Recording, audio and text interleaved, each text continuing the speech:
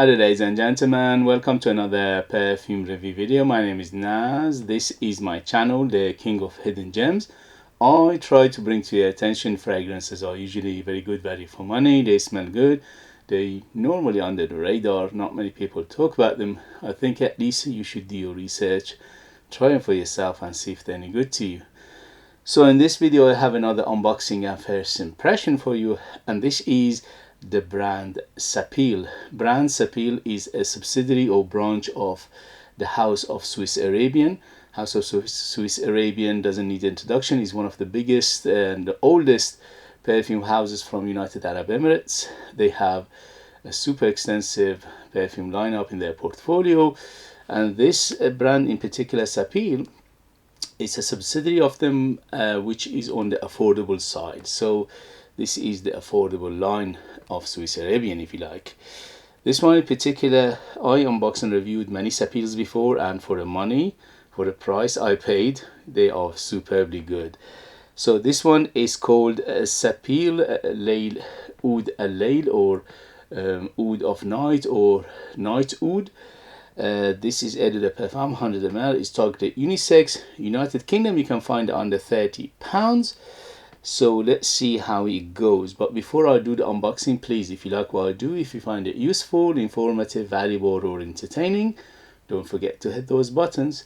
This way you help me, you encourage me, you motivate me to come back for more videos like this and talk about fragrances that are on the radar, very unknown. Not many people talk about them, but they need the spotlight. Thank you for your support and love, and let's go. Sorry about the noise. When you do unboxing, you can't do anything about it.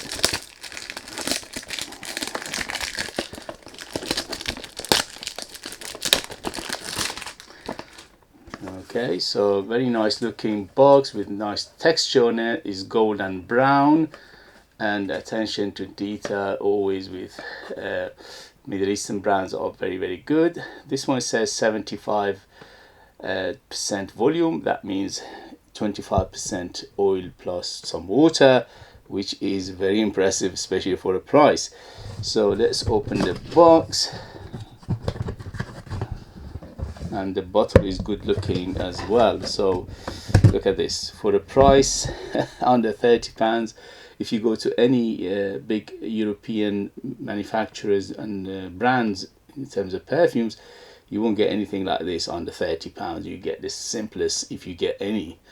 Usually you have to go much pricier to get a presentation like this. So beautiful box, beautiful bottle, quite heavy. The cap is plastic. It's got a little bit of weight to it, but the design is so beautiful. Look at that, gorgeous design. Okay, and the Sapil on top of the atomizer says Sapil as well, and the atomizer is gold and modern. And here we go, good atomizer. So it's not pressurized, but it's very good. Holy moly, is strong. Alright, so this is Sapil Oud Al Lail, or Night Oud, or Oud for night. Here we go, first sniff, first impression. Wow. So as mentions in the name, Night Oud, this is quite oudi. So the oud is there, is ambery, and the amber in here is quite deep and dense. Yeah, it's a big, deep, dense amber. Plus I'm smelling leather. Yeah, it's quite leathery in the background, but the leather at the moment is in the background, but it is quite leathery, and the leather in here is quite on the rugged side as well.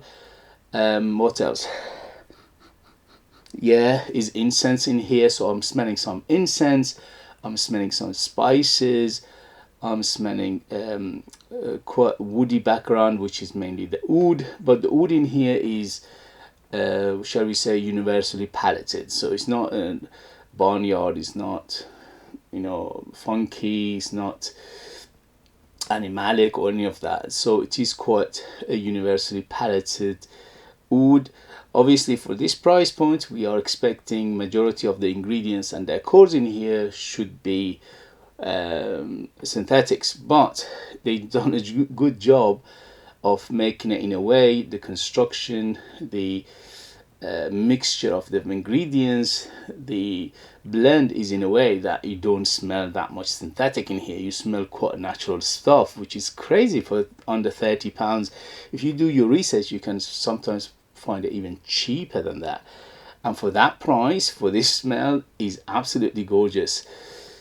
But with a big but, and the big but is you need to like your deep dense amber, you need to like your leather, and you need to like your oud. So it's a combination of these things, and also the incense making it quite dark, quite rugged, and it is a typical Middle Eastern amber oud, little bit of spicy fragrance to it as well. So it is quite typical of that genre. So it reminds you, or it takes you back to the Middle East, it takes you back to the oriental fragrances, definitely. So this is big on the oriental notes, and you need to like this kind of fragrances to enjoy it. Although the price point's in a way that even if you don't like it, you can pass it to somebody else and they'll be very, very happy, most likely. Hint of floral in here, not too much. I'm detecting something soft in the mid. Could be white florals, but they're not a big player. They are maybe third or fourth tier of in terms of players. But I'm smelling hint of maybe citrus in here, just to lift it a little bit in the beginning. Again, not too much. So overall, as he says, Oud Al Lail, which it translates to Oud of the Night. This is quite oudi, it's quite ambery, is incensey, is spicy, and is leathery, and these are the biggest player. So let's see what they say in terms of note breakdown, and we take it from there. So this is their own website, Sapil's website. It says chamomile on top. We have chamomile, apricot, and Amalfi lemon. In the mid we have frankincense, Orris, and oud, and in the base we have musk, amber, leather, vanilla, and cedar. So chamomile, yeah, hint of chamomile in here, but it's not a big chamomile, because chamomile is a very distinctive smell to it. Right now I'm not smelling that much chamomile, maybe a hint, just to, again, to give it that softness in the mid. Apricot, yeah, a little bit of a dry fruit feel to it, but to be honest with you, I'm not smelling apricot. I'm smelling something like raisin, maybe date. Okay, so it goes towards date and raisin rather than apricot, but there is a dry fruit aspect to it, which it is quite apparent. Amalfi lemon, yes, little bit of citrus right now in the beginning, but again, not too much. You get lost very quickly. In the mid we have frankincense, Orris, and oud. Yeah, the oud is apparent, as I said in the beginning, but the oud again is quite a clean oud in here. Is mainly giving it a warmth, woody feel. Okay, so the oud in here is not a typical animalic barnyard funky oud, but rather than a safe oud, so which is more on the side of woods rather than oud, but it is little bit of warmth to it, little bit of resin feel to it as well. Orris, yeah, hint of again iris in here, not too much, just giving it a little bit of softness. So the combination of the chamomile and the iris in here, giving a hint of the butteriness or smoothness or softness in the mid, but again, it's not, they're not a big player. Oud is the biggest player right now, plus the incense, plus the amber, plus the leather. These four are the biggest players I'm smelling. In the base we have musk, hint of muskiness, not too much overall. Again, in the background, hint of muskiness. Amber, yes, the amber is one of the biggest player here, which is deep, dense, spicy, sticky, resinous amber. So you need to like this kind of amber to enjoy it. Leather, as I said in the beginning, the leather is here, and the leather is a little bit on the rugged side, but not too much. It's quite soft, but giving it a hint of ruggedness in there. Vanilla, giving it a little bit of sweetness, and also smooth the whole composition in here. But overall,